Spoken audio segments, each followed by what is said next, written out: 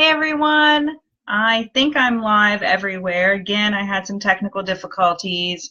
It's not wanting to connect when I schedule, so I don't know if it's what's going on, if it's me or what it is. So sorry if you got the reminder again and it did not work. I love that reminder, but I'd like to be able to jump on and it actually works. So I'm on Instagram and Facebook, and my Facebook is, I hate how terrible it looks. So I don't know if I'm going to have to invest in something or not, but I'm on obviously on my phone on Instagram. So today is my first Q&A Tuesday, and I'm excited to bring this weekly just question and answer session to this page. I think it's something that's been missing. I sent out like a call for questions on Instagram and on Facebook and on Twitter and also through my email, and I got some really great responses, which made me think that there's a need for this kind of question and answer.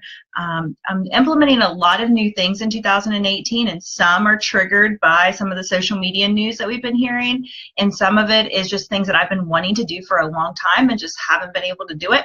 So I'm kind of committing this year and hoping that I can keep up with it, and trying to keep stuff right back over here is like a little plan that I have that says, okay, make sure I have everything completed prior to the week, so I can this is fun, so I can make sure that that we have, everything I need. So today I had some great questions. I had everything from how do I know if I'm using a profile for a business page, and so that just means I see the need of that Facebook 101, as well as how do I keep everything together, how do I schedule on all these different platforms, how do I make them engage in all the platforms. I just got so many different questions from like both ends of the spectrum, and one question that came up a lot is what platforms do I really need to be on? Like, I think people are really nervous about Facebook and what that means for their business if they've been relying on it for a lot of their marketing needs, which I know a lot of you have. What's the next step? What platform should I really be using? And, if you worked with me last year, listen to anything I said last year. I was talking a lot about Instagram and the need to really amp up our Instagram next year. So of course that's on my top list, but I just did like a top 3 social media platforms in 2018 that I think you should be on. And I will tell you that I'm not saying to get off of Facebook. I'm saying to stay on Facebook. I still have a lot of clients that are doing really well on Facebook, are reaching customers, are communicating with people that really need their products and services. So do not jump ship on Facebook because of these changes. If you're in my academy, this week I'm posting 5 things to do to kind of stay on top of things with these Facebook changes. You can get access to that by joining the academy. I'm also really doing a lot of blogging on that as well. So keeping just kind of amping up your Facebook is going to help you. But there's 2 billion users on Facebook, so we know people aren't leaving. People might be happier because there's going to see their friends and family, or what I think is people are going to say, why do I keep seeing the crap from my friends and family and hiding them like I do? I tend to hide more people than I do businesses. So why we should not jump ship with Facebook is there's so much potential with Facebook groups, Facebook Live, which I'm doing right now, Facebook Stories, which I've seen really amp up over the last week. There's audios, there's sound that you can integrate in there, videos that you can make, emojis, of course, those kinds of things that make it a lot of fun, and messaging as well. So I'm really experimenting right now with some message bots and messaging, and that's been really successful because people want that immediate reply, and if you're not around to give them that, they need to know where to go next, and those message bots can really help that communication cycle. And I've noticed that I have a ton of people that message me overnight, and so now that they can actually get something and get their question answered overnight and push in the right direction is such an important piece of the puzzle. What else with Facebook is Facebook ads. People have been spending money on Facebook advertising for years, or not Facebook advertising in general, for years and years and years, and so there's no need to stop that advertising. Facebook is a platform that's really great for advertising because you have those people that are on it. People are checking it all the time, every day. I think I read that some people check it like 15 times a day. So those kinds of things really, is important to remember before we just say, well, I'm not going to pay for advertising. We've been paying for advertising for years. We've been doing radio and TV and newspaper and not batting an eye. Why not advertise on a platform where people are spending a lot of their time? And so what's really great about that is that you can actually get that ad into like an article or a blog somebody's reading. I've noticed that more than anything, and people really notice that and say, yeah, I do get that information there. And also mobile apps, everyone is on their mobile device, and so the fact that we can communicate that way is another reason I would not leave Facebook. And then also the fact that you can do Facebook advertising and Instagram advertising together make it a really valuable platform, and probably my #1 platform. I mean, I have clients that I'll talk to and they'll say, what's your recommendation? I'll say, in your area, in your industry, with your clientele, I would just invest all your time on Facebook. Why try to be everywhere when there's one platform out there that can really be successful in reaching those people? The second platform that I'm recommending this year is Instagram.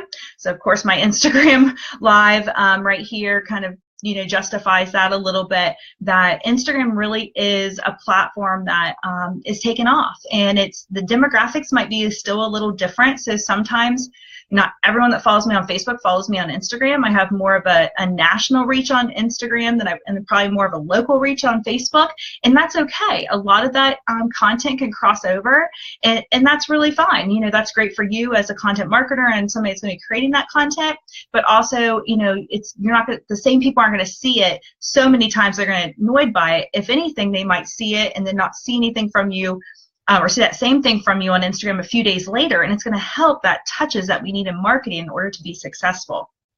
There's 300 million active users on Instagram, so I think it's really important to think about that in your platforms that you're choosing. So if you're not on Instagram, a great reason to be on Instagram is becoming a lot more popular. It is a picture. If you've not been on Instagram before, it's pictures, and the old saying, pictures are worth 1,000 words, then that's absolutely what Instagram's doing. A lot of people have jumped ship to Facebook over to Instagram because of all the verbiage on Facebook. So you can still write a description. You can reach people through hashtags. You can use advertising. You can use Instagram Live or Instagram Stories for a call to action. So there's a lot of opportunity there. You're just not posting pictures and walking away. There's still that call to action. You can post a link in your bio, and so there's still that connection there to push people to your products and services, even though you're only putting out a picture. And that's where it's really a need for those pictures too to be good quality, using any kind of filter is really great, taking good quality photos, really thinking about your photo that you're posting out there, because you do only have one chance. Most of the time with Instagram, there's a couple opportunities that you can use and use several photos, but that one chance to kind of grab somebody's attention as they're scrolling through the news feed. Great because it connects with Facebook. They're owned. I think Facebook bought Instagram a few years ago, so now they're together, and so that's good and bad. The good news is that if you post something in Instagram Stories, you can sync it over to Facebook. Advertising goes back and forth as well, so if you are running Facebook ads, you have that opportunity to click and say, yeah, I want that on Instagram too. So that can be a great leverage for all of that and kind of synchronize all of that together. So that's my second platform I'm recommending this year. And the third platform, any guesses to anybody that's here? Hey, Mindy, what my third platform is. You can get like 5 gold stars if you guess what the third platform that I am recommending in 2018. I think some people might be surprised. It's one that I haven't done a lot of trainings about. It's one that I just kind of started using. Giving some hints, so I don't see any guesses, so I'm just going to tell you. It is going to be YouTube is my third kind of recommendation of social media platforms in 2018. And it's kind of funny, there's been other social media platforms out there that have been really video driven, and I kind of been like, well, maybe YouTube's dying and things like that. But the more you read and the more we know the facts, and I always say you can't you can't get away from the facts here that the numbers don't lie, is what I usually say, in terms of YouTube is the second biggest search engine out there. So people they're going to Google and then they're going to YouTube after that. So the fact that they're doing that kind of takes that social media part of YouTube to the next level. So that is why it's my number 3 platform that I'm recommending in 2018 for people to be on. I think that pretty much the integration and the increase of video that we're seeing in 2018 will have the need for YouTube. So what I don't want you to see, what you do is do these great Instagram videos, do these great Facebook Live videos, and then just let them disappear, let them die in your news feed. Make sure you're downloading them, upload them to YouTube. Throw some tags on those. Throw them on your website. Reuse that content and say, hey, here back in January, I talked about the top 3 platforms I think you should be on. See if you still agree with me in June. And that's absolutely where you're going to see this content again. And so those kinds of things really do make a difference when it comes to platforms. And YouTube allowing you to upload, a short video or a long video, and having that link that you now can use in advertising, you can use it in any platform, you can use it on your website, you can use it in your email newsletters, you can just kind of use it anywhere, makes it even more valuable of a social media platform. But it does have its challenges. So anyone and their brother can upload a video. And I think it says every 60 seconds, or write this down, more than 100 hours of videos are uploaded to YouTube. That means there's a lot of clutter on YouTube. So the reasoning to have a really great subject line, having a good description. I even put mine in my videos. I put them under different labels. Like I have my video blog on there. I have my academy. My video blogs and my academy. I'm trying to think what else I have in there. I have a couple of different ways I organize them. So if somebody gets to my YouTube page from my academy or from my blog, and they can see all of those together. And so that makes it easier. I also use tags I mentioned before for searching. And so those things really do make that YouTube platform even better. And just like we use other social medias, like the first 2 I mentioned, like Facebook and Instagram, to push people to our website, we can also use, the YouTube to either push people to our website or use our website to push them back over to YouTube. I always, I read a lot of blogs, and so when I'm reading blogs or watching, a video blog, and it opens up in YouTube, of course, what it shows me below is things that they also think that I'm going to be interested in. So that's all based on tags and based on, if that same person has their channel set up in a way that I'm going to see all of the stuff under that. Those kinds of things I really love, because if I really love this blogger and I'm watching this person, then I'm going to watch more videos of that person. So those kinds of things I think are really important when it comes to marketing platforms and social media platforms in 2018. And those are my top 3. And that was just one question I got. They didn't say what's your top 3, but they said, what platform should I be on in 2018? And I know there's other ones, and there's some really great ones, and there's some people on here that are on other platforms doing really great things, because I follow you and I know it.